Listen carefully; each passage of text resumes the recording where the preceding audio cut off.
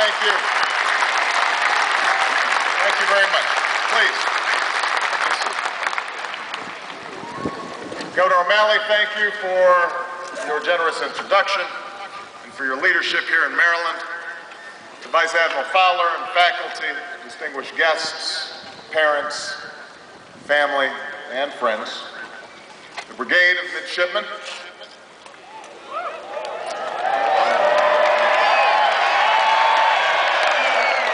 and most importantly, the graduates of the class of 2009.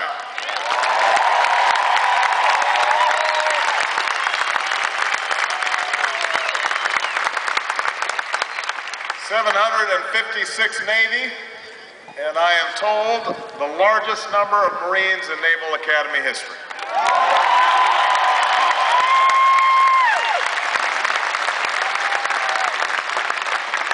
Now, I know it's customary at graduation for guests to bring a gift, and I have. All midshipmen on restriction for minor conduct offenses are hereby officially absolved.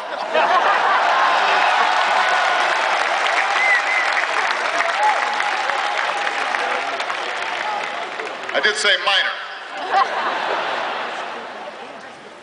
Midshipmen, I'm told that the extra ribbon on your chest is for the honor you earned for only the second time in the storied history of the Naval Academy, the Navy's Meritorious Unit Commendation Award. So I've consulted with Admiral Fowler, and I can make this announcement. For all you midshipmen returning next fall, I hereby grant you something extra. An extra weekend.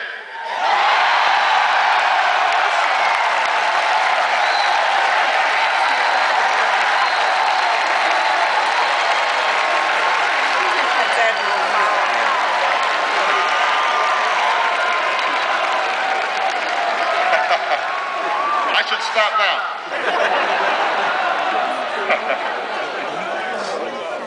I am extraordinarily honored to be with you today. Because of all the privileges of serving as president, I have no greater honor than serving as your commander-in-chief.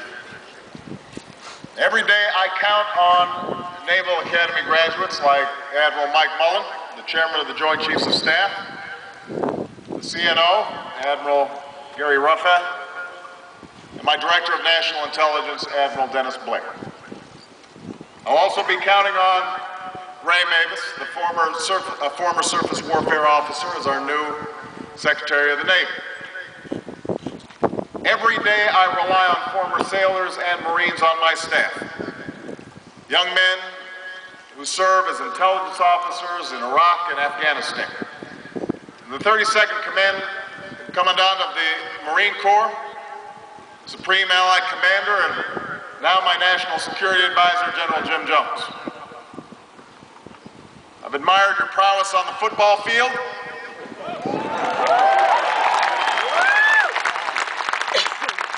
At the White House last month, I was proud to present the team and Coach Ken with the Commander-in-Chief Trophy, which you won for the 6th straight time.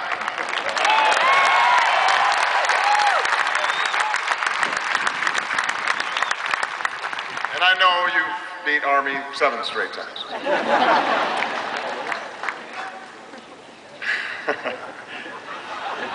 But most of all,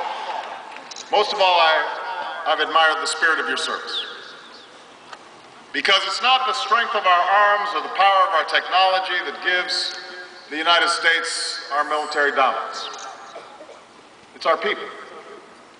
It's our sailors and Marines, soldiers and airmen and Coast Guardmen who perform brilliantly in every mission we give them. The class of 2009 today is your day. It's your day to reflect on all you've achieved, or should I say all that you endured. The madness of I-Day that began your transformation from civilians to sailors and Marines. That endless bleak summer when you were pushed to new levels, new heights, physically, mentally, morally. And speaking of new heights, I'm told that one of your proudest achievements still stands. One of the fastest times for the Herndon climb Congratulations on that.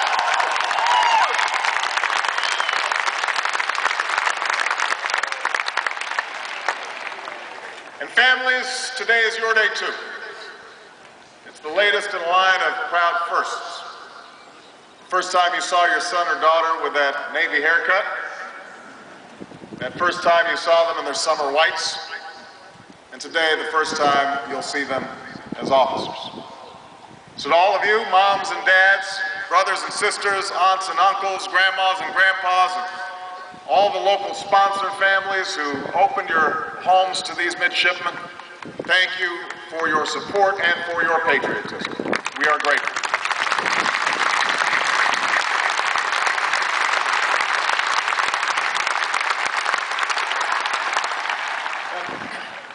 This class is about to become the latest link in a long, unbroken chain of heroism and victory. A chain forged in battles whose names are etched in the stone of this stadium. From Coral Sea to Midway to Guadalcanal, from Iwo Jima to Incheon, from the Mekong Delta to Desert Storm. For some among us, these are not just places on a map. They're the stories of their lives, and we honor all of our veterans here today.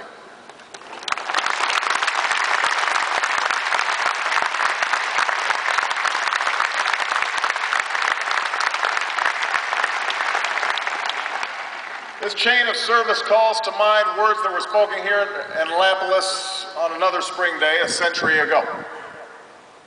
The crowds assembled, the bands played, the cannons roared. As John Paul Jones' body was carried to the yard, President Teddy Roosevelt spoke to the midshipmen gathered there that day.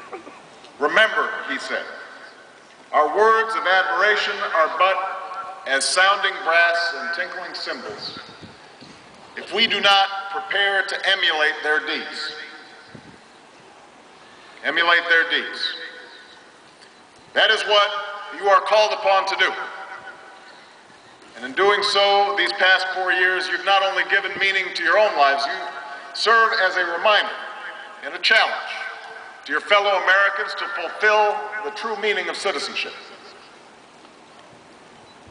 America, look at these young men and women. Look at these sailors and Marines. Here are the values that we cherish. Here are the ideals that endure. In an era when too few citizens answer the call to service, to community or to country, these Americans choose to serve.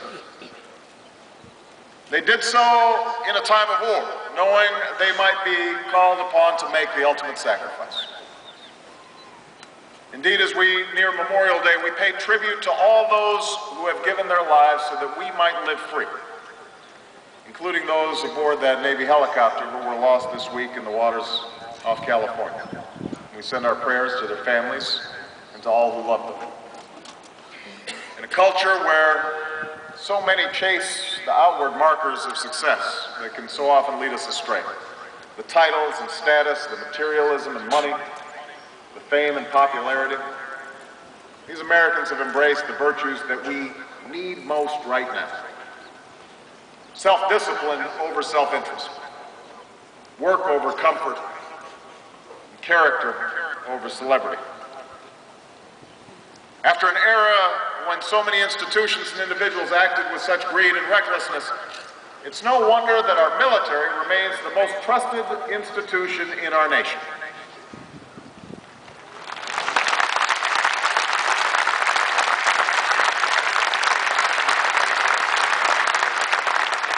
And in a world when so many forces and voices seek to divide us, it inspires us that this class came together and succeeded together from every state and every corner of the world by building an institution that's more diverse than ever, more women,